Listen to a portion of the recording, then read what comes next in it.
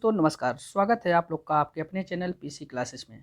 दोस्तों आज हम स्टैटिक जीके का एक प्रैक्टिस सेट लगाने जा रहे हैं जिसमें 31 सवाल हैं। ठीक है, ये रुक्मिणी पब्लिकेशन द्वारा लाया गया बुक है स्टैटिक जीके का, जो कि ये for all exam competitive exam के लिए ये इम्पोर्टेंट है। बीएसएससी, बीपीएससी, यूपी पेट और यूपी ट्रिपल एससी यानी कि हर एक एग्जाम के लिए काफ़ी इंपॉर्टेंट है ये स्टैटिक जीके। ठीक है, तो चलिए चालू करते हैं। पहला सवाल कहता है, एक मिनट सही कर लेते हैं। पहला सवाल लिखा हुआ है कि इनमें से किसने अपने साम्राज्य को संगठित एवं मजबूत बनाने के लिए सिंधु घाटी से लेकर के बंगाल में स्थित सोनार घाटी तक शाही यानी कि रॉयल सड़क का निर्माण करवाया था, जिसका नाम ब्रिटिश काल के दौरान बदलकर जीटी रोड कर दिया गया था। तो आप लोग को पता ही होगा, ये शेरशाह सूरी, जीटी रोड कौन बनवाए थे? शेरशाह सूरी बनवाए थे। शेरशाह सूरी ने अपने साम्राज्य को संगठित एवं मजबूत बनाने के लिए सिंधु घाटी सभ्यता से लेकर के बंगाल में स्थित सोनार घाटी तक शाही सड़क का निर्माण करवाया था, जिसका नाम ब्रिटिश काल में के दौरान बदल करके क्या नाम दे दिया गया था? जीटी रोड दे दिया गया था। चलिए अगला देख लेते हैं कि निम्नलिखित में से किस बैंक की स्थापना 1770 में भारत के कलकत्ता में यूरोपीय प्रबंधन के अधीन की गई थी? तो किस बैंक की स्थापना की गई थी? तो टू का आंसर हो जाएगा ऑप्शन नंबर बी। ठीक ना, बैंक ऑफ हिंदुस्तान। ठीक ना, बैंक ऑफ हिंदुस्तान की स्थापना 1770 में किया गया था। कब किया गया था? बैंक ऑफ हिंदुस्तान का स्थापना 1770 में किया गया था। भारत का सबसे पुराना बैंक अगर देखा जाए तो 1865 में कौन स्थापित हुआ था? Bank Allahabad bank. ठीक ना, बैंक इलाहाबाद बैंक जो है 1865 में स्थापित किया गया था। और अगर व्यवसायिक बैंक देख लिया जाए सबसे पुराना, तो अवध कमर्शियल बैंक था। ये 1881 में इसको बनाया गया था, 1881 में बनाया गया था। और पंजाब नेशनल बैंक को देख लिया जाए तो 1894 में इसका गठन किया गया था।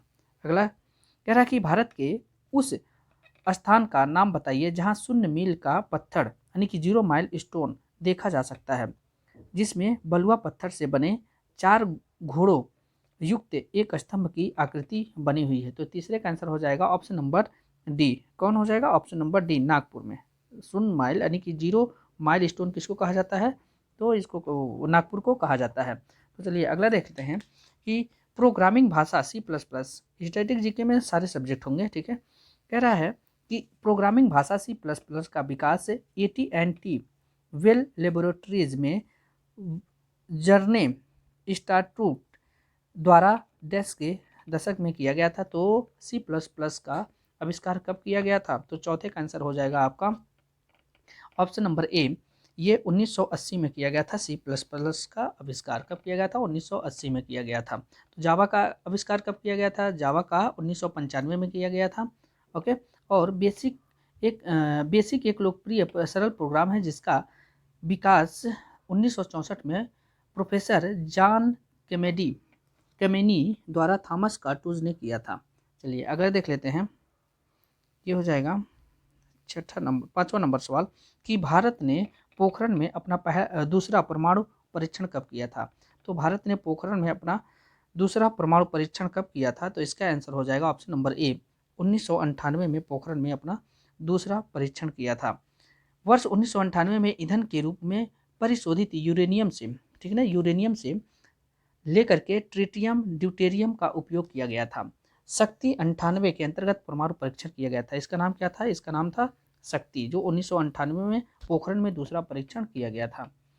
11 मई देख लीजिए आप इसको, 11 मई 1998 में थर्मोन्यूक्लियर प्रक्रिया के द्वारा किया गया था। और 11 मई 1998 विखंडन प्रक्रिया, और इसी में लो इल्ड और लो इल्ड, इन सब ऐसे मतलब 5 जो है टोटल 5 विस्फोट किए गए थे। तो यही यहाँ लिखा हुआ है। अगला देख लेते हैं कि वह क्षेत्र जहाँ स्रोत से आने वाला पूरा प्रकाश अवरुद्ध हो जाता है क्या कहलाता है?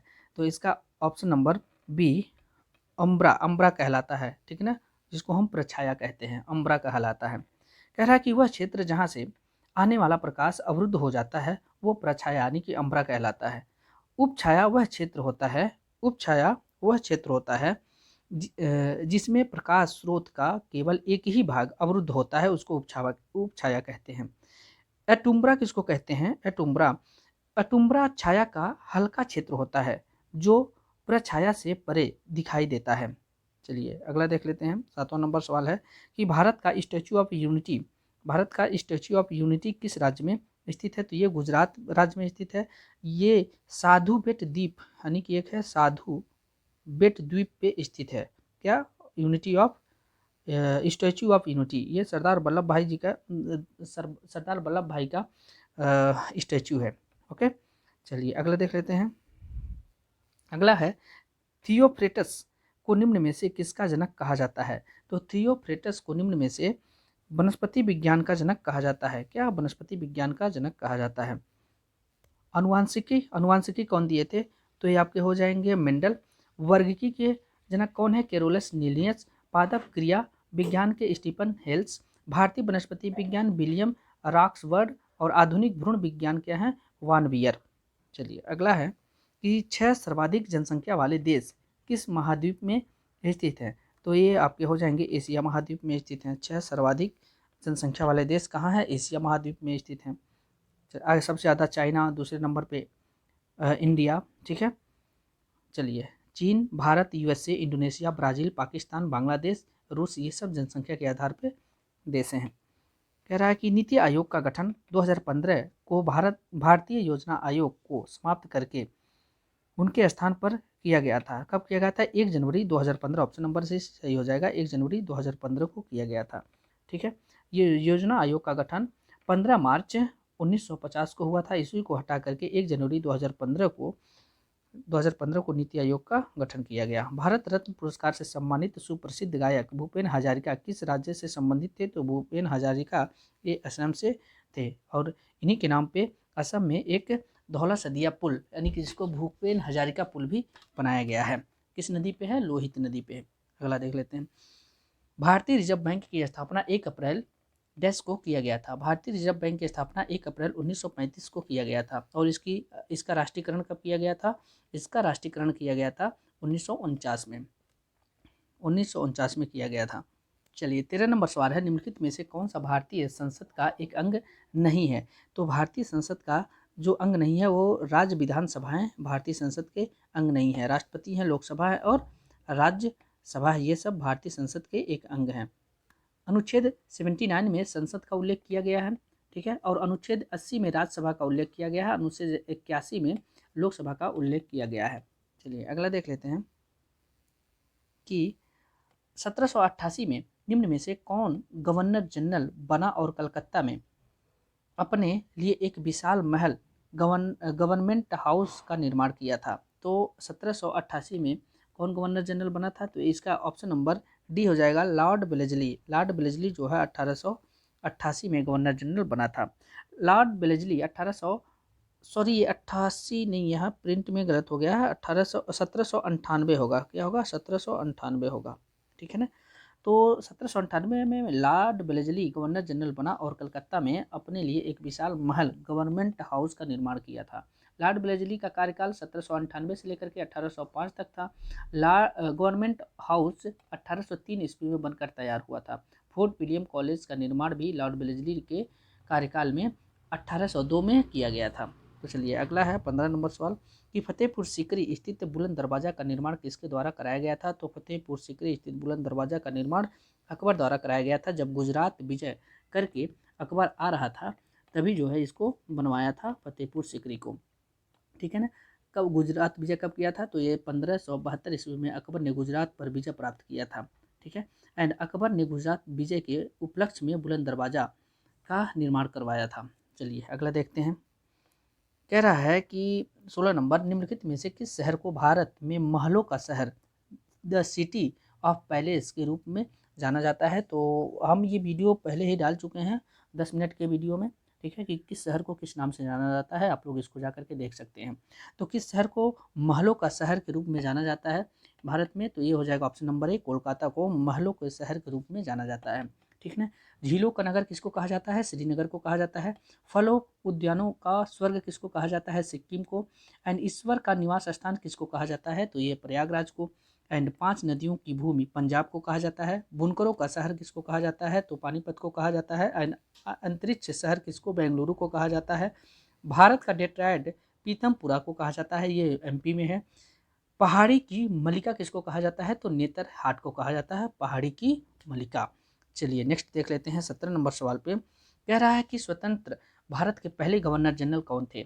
तो स्वतंत्र भारत के पहले गवर्नर जनरल कौन थे? तो ये हो जाएंगे लॉर्ड माउंटबेटन। ठीक ना, अगर पूछ ले स्वतंत्र भारत के पहले भारतीय गवर्नर जनरल कौन थे, तो हो जाएंगे सी राजगोपालाचारी। ठीक है, सी राजगोपालाचारी। चलिए अगला देख लेते हैं। 18 नंबर सवाल कहता है कि पदार्थ की प्रकृति से संबंधित मूलभूत सिद्धांत किसने प्रतिपादित किया था?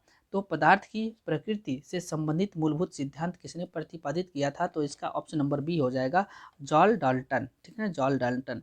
पदार्थ की प्रकृति से संबंधित मूलभूत सिद्धांत जॉल डाल्टन ने प्रतिपादित किया था। डाल्टन के सिद्धांत के मूल बिंदु निम्न है। क्या है? प्रत्येक तत्व अत्यंत सूक्ष्म कणों से मिलकर बना होता है, जिन्हें किसी भी भौतिक या रासायनिक विधि द्वारा विभाजित नहीं किया जा सकता है। चलिए 19 नंबर सवाल पे चलते हैं। ये कह रहा है कि इनमें से किस वर्ष के दौरान लोकसभा और राज्यसभा चुनावों के लिए मतदान की आयु 21 वर्ष से घटा करके 18 वर्ष कर दिया गया था? तो कब कर दिया गया था 21 वर्ष से घटा करके 18 वर्ष चुनाव मतलब मतदान करने का? तो हो जाएगा 1988 में। कब कर दिया?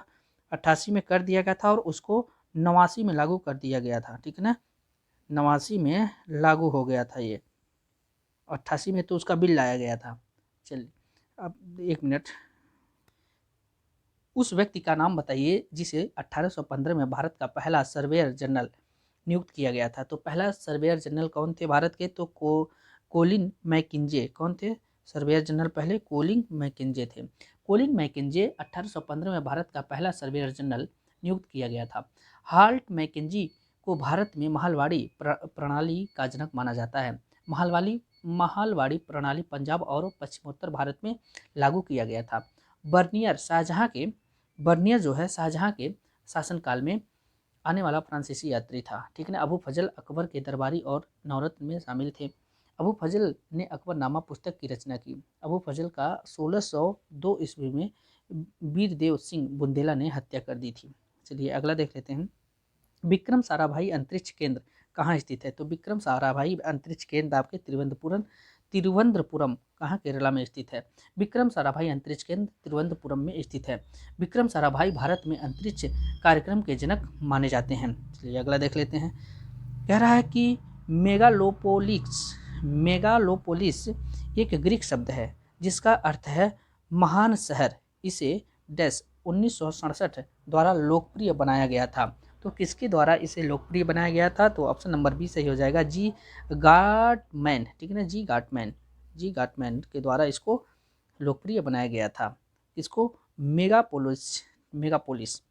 चलिए अगला देख लेते हैं।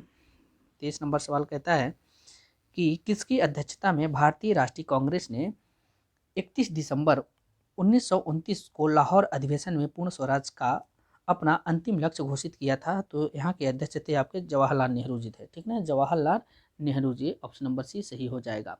सर्वप्रथम 26 जनवरी 1930 को संपूर्ण देश में स्वाधीनता दिवस मनाया गया था। इस लाहौर अधिवेशन में गांधी जी को ब्रिटिश सरकार से मुख्य वार्ताकार नियुक्त किया गया था। बी डी सावरकर वर्ष 1904 ईस्वी में अभिनव भारत की स्थापना किए थे। और महात्मा गांधी ने 1924 में बेलगाम कांग्रेस अधिवेशन की अध्यक्षता किए थे। 24 है। कह रहा कि आधार एक 12 अंकी विशिष्ट संख्या है। आधार एक 12 अंकी विशिष्ट संख्या है जिसे डैश द्वारा जारी किया जाता है। तो इसको जो है किसके द्वारा जारी किया जाता है? तो ऑप्शन नंबर ए सही हो जाएगा, unique identification authority of India. Unique identification authority of India द्वारा इसको जारी किया जाता है। 25 नंबर सवाल है कि प्रथम पंचवर्षीय योजना 51 से 56 की योजना का मसौदा तैयार करने में शामिल युवा अर्थशास्त्री कौन थे? तो 25 के आंसर हो जाएंगे ऑप्शन नंबर ए, के एन राज। कौन थे? के एन राज। कह रहा है कि प्रथम पंचवर्षीय योजना 1951 से लेकर के 56 की योजना का मसौदा तैयार करने के लिए के एम राज युवा अर्थशास्त्री शामिल थे। प्रथम पंचवर्षीय योजना की शुरुआत 1 अप्रैल 1951 से हुआ था। प्रथम पंचवर्षीय योजना में कृषि क्षेत्र को सर्वोच्च प्राथमिकता दी गई थी एंड प्रथम पंचवर्षीय योजना में लक्ष्य से अधिक सफलता प्राप्त किया गया था। चलिए नेक्स्ट क्या है?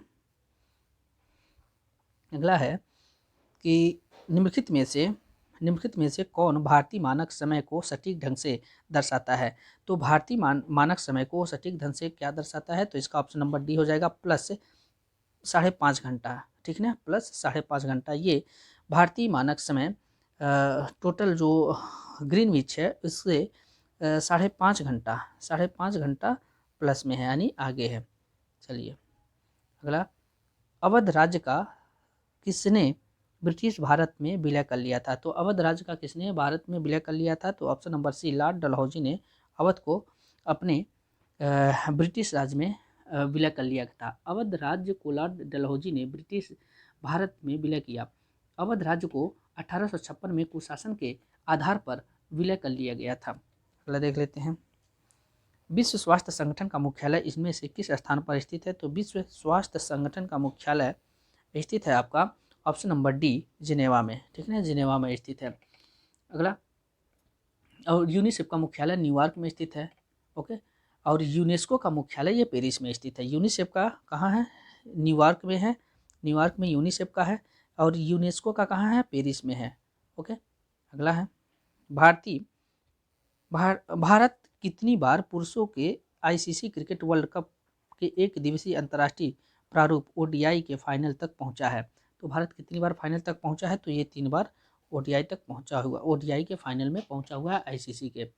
ठीक है, अगला है कि स्वराज पार्टी की स्थापना किस वर्ष की गई थी? तो स्वराज पार्टी की स्थापना 1923 ईस्वी में कौन? चित्तरंजन दास और मोतीलाल नेहरू ने किया था।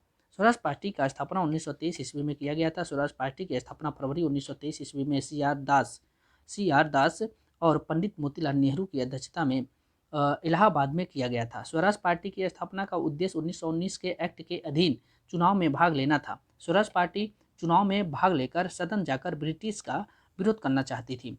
स्वराज पार्टी ने वैधानिक तरीकों से विरोध करने की नीति को अपनाया एंड 1925 में विट्ठल भाई पटेल को स्पीकर केंद्रीय विधायिका मंडल, ठीक है, केंद्रीय विधायिका मंडल बनाने में स्वराज पार्टी सफल रही। अगला है, कह रहा है संयुक्त राष्ट्र दिवस प्रतिवर्ष किस तिथि को मनाया जाता है? तो संयुक्त राष्ट्र दिवस प्रतिवर्ष आपका 24 अक्टूबर को मनाया जाता है। 24 अक्टूबर संयुक्त राष्ट्र दिवस 24 अक्टूबर को मनाया जाता है। एंड 24 अक्टूबर 1945 को यूएन की स्थापना हुई थी। यूएन में वर्तमान में 193 सदस्य देश हैं। एंड 12 जून को विश्व बाल श्रम निषेध दिवस मनाया जाता है। कब? 12 जून को विश्व बाल दिवस मनाया जाता है। एंड 8 जून को विश्व महासागर दिवस मनाया जाता है। 8 जून को 5 नवंबर को विश्व सुनामी जागरूकता दिवस मनाया जाता है। 30 अक्टूबर को विश्व मितव्ययिता दिवस मनाया जाता है। ओके, चलिए दोस्तों, ये था आज का स्टैटिक जीके का सीरीज। ओके, धन्यवाद। अगर आप लोग को ये सब क्वेश्चन अच्छा लगता हो तो मुझे मेरे चैनल को सब्सक्राइब करिए, शेयर करिए और कमेंट करके बताइए। ठीक है, अगर ऐसा ही सीरीज आप लोग को चाहिए तो हम डेली लाते रहेंगे। धन्यवाद।